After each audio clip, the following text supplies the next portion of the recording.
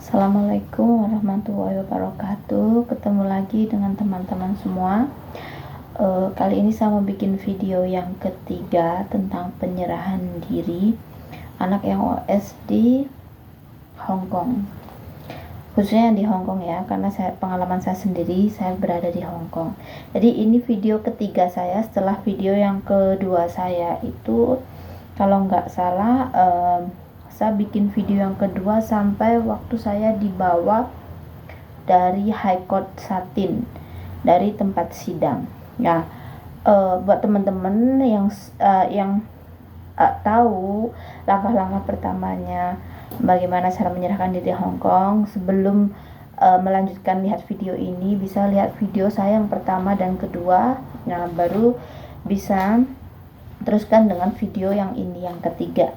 Jadi setelah saya sidang dan didakwa dengan hukuman 9 bulan, terus dipotong lagi 1/3 karena menyerahkan diri, terus jadinya 6 bulan sekian. Terus setelah itu kita akan dimasukkan ke dalam ruangan di belakang tempat sidang. Di situ kita langsung ditemuin sama pegawai polisi Hong Kong. Terus kita akan dibawa ke ruangan interview satu-satu. Di situ yang paling pertama mereka lakukan ialah ngecek barang bawaan kita sama ngecek badan kita. Maaf ya, jadi kita ditelanjangin sama mereka, dipastikan kita tuh tidak ada barang yang mencurigakan atau senjata tajam. Terus barang-barang kita mereka akan cek, mereka akan bungkus, akan packing, dan mereka akan bawa. Setelah itu jadi semua barang itu akan dibawa mereka. Jadi waktu saya dibawa itu, karena paginya saya berpikir saya tidak akan dibawa, saya bawa roti, bawa minuman, itu akan dibuang semua. Bahkan koin-koin yang di Hong Kong itu kebanyakan juga akan dibuang. Maka kalau menurut saya, pada kakak-kakak semua yang mau berangkat ke sidang, diusahakan tidak usah membawa koin. Koin bisa ditukarkan ke teman atau enggak dipakai saja. Terus kayak kartu ATM, surat padadong, HP semua disita. Dan diusahakan HP itu masih banyak baterai, karena mereka akan minta tapi akan berguna ke depannya buat kita. Oke, setelah itu setelah barang kita mereka ambil, terus badan kita mereka cek. Maaf ya, kita emang ditelanjangin, dipastikan semua kita aman dari barang-barang tertentu. Terus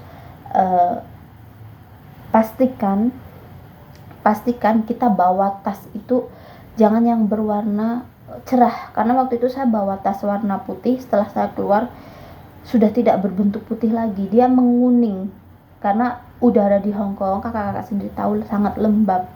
Jadi mereka hanya akan taruh barang kita di gudang, dan itu resikonya ya barang kita akan berjamur. Jadi kalau bisa diusahakan sebelum ke sana bawa tas yang warna gelap dan bersih, sudah dicuci, jadi nggak ada noda-noda apa yang bikin akan jamuran, karena itu ngefek buat barang-barang kita juga.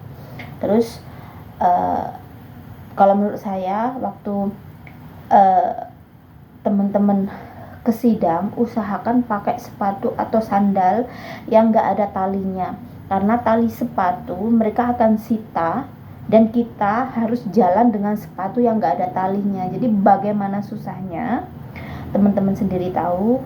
Dan usahakan meskipun itu musim panas, waktu teman-teman ke persidangan, usahakan bawa jaket, karena kita akan ditaruh di ruang AC berjam-jam untuk nunggu proses ini dan itu.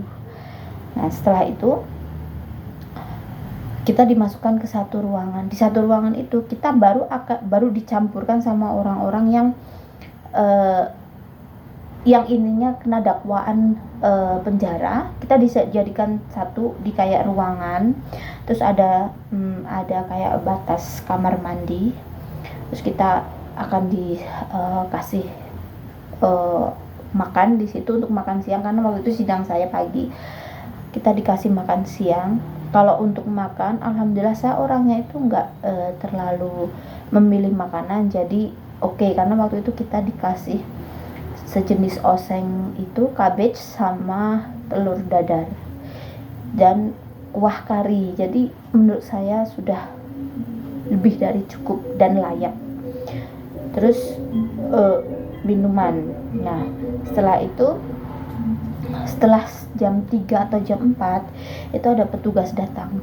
Petugas datang itu mereka akan membagi-bagi, karena sebagian orang itu mereka meskipun di penjara memilih untuk paper, untuk ambil refugee. Jadi mereka akan dipisahkan, dan yang mau pulang Indonesia dipisahkan, dan ada yang cuman dibawa ke imigrasi itu juga dipisahkan. Setelah itu kita waktu itu saya langsung dibawa sama teman saya sekitar orang 6 sampai 8, saya udah agak lupa karena sudah setahun. Saya langsung dibawa ke Lawu. Jadi waktu saya dibawa ke Lawu itu nyampe Lawu sekitar jam 5 atau 6 gitu. Kita masuk, lagi-lagi kita akan ditelanjangi di Lawu itu, semuanya kita akan ditelanjangi. Jadi info buat teman-teman, kebanyakan yang kasus keimigrasian lebih dari 1 tahun OS itu kebanyakan dibawa di Lawu. Jadi itu penjara perempuan, rehabilitasi khusus perempuan. Nah, setelah saya sampai sana, mereka telanjangin saya lagi. Setelah mereka telanjangin saya lagi, mereka akan kasih pakaiannya itu mereka akan kasih 2 setel pakaian sama 2 setel baju tidur, 1 handuk besar, 1 handuk kecil, sikat gigi, terus pasta gigi, cukup buat 1 minggu, karena setiap minggunya mereka bagi. Terus tisu itu kita harus sangat ngirit, karena tisu itu emang mereka itu ngasihnya cuma 2 minggu sekali 1 roll itu, dan setiap kita minta tisu lagi itu kita harus nukar dengan daleman tisu yang bulat itu, kardusnya itu kita harus tukar buat bukti kalau itu punya kita. Terus dikasih softteknya maaf ya teman-teman, kalau saya pribadi datang bulan saya lumayan normal, yang nggak lancar banget, tapi softteknya emang sangat tipis, kayak lapisan panty liner yang di luar. Jadi ya mau nggak mau, karena itu gratis, kita harus terima, bener-bener kita harus terima.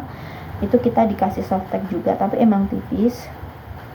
Terus ya sudah, itu saja.